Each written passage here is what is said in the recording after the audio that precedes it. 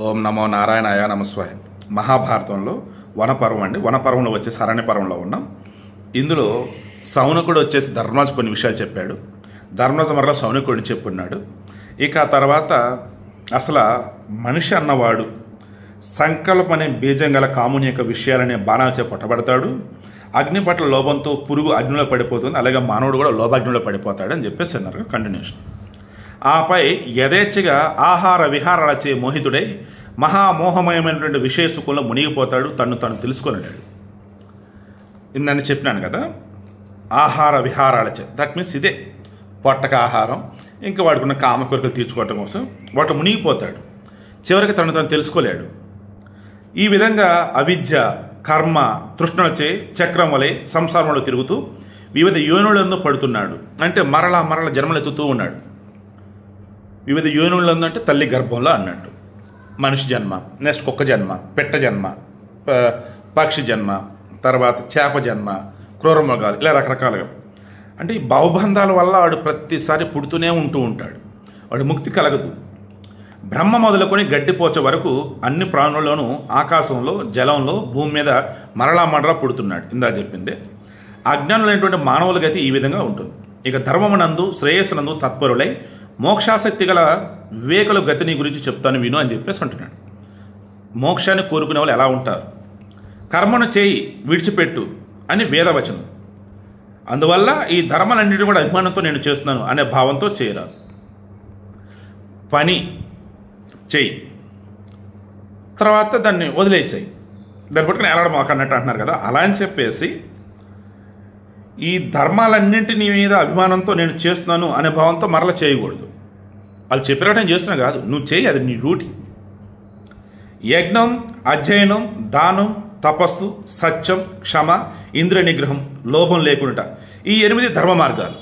Valid point. ధర్మ మార్గాలు ఎన్ని? 8. ఏంటి ఆ ధర్మ మార్గాలు? యజ్ఞం, అధ్యయనం, చదవటం, దానం, డొనేట్ చేయటం, తపస్సు, జస్ట్ లైక్ ఇప్పుడున్న రోజుల్లో మెడిటేషన్ లాంటిది అనుకోవచ్చు, సత్యం, నిజం చెప్పటం, క్షమ, క్షమించే గుణం కలిగి ఉండటం, ఇంద్రియ నిగ్రహం.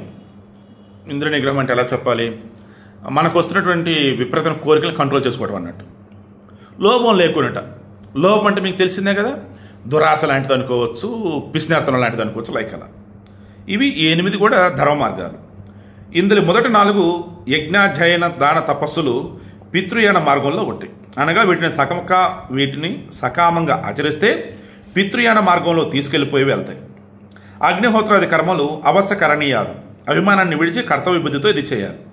సో మరల ఇందులో ధర్మ మార్గాలలో కూడా పితృయాన మార్గంలో వెళ్ళేవి ఏంటి అంటే యజ్ఞం, అధ్యయనం, దానం, తపస్సు. ఇది పితృయాన మార్గం. తర్వాత చెప్పిన 4 సత్యం, క్షమ, ఇంద్రియ నిగ్రహం, అలోభం అంటే లోభం లేకుండా ఉండటం. ఇవి దేవయాన ముందున్నవి. సత్పురుషులు ఈ మార్గాన్ని ఆచరిస్తారు.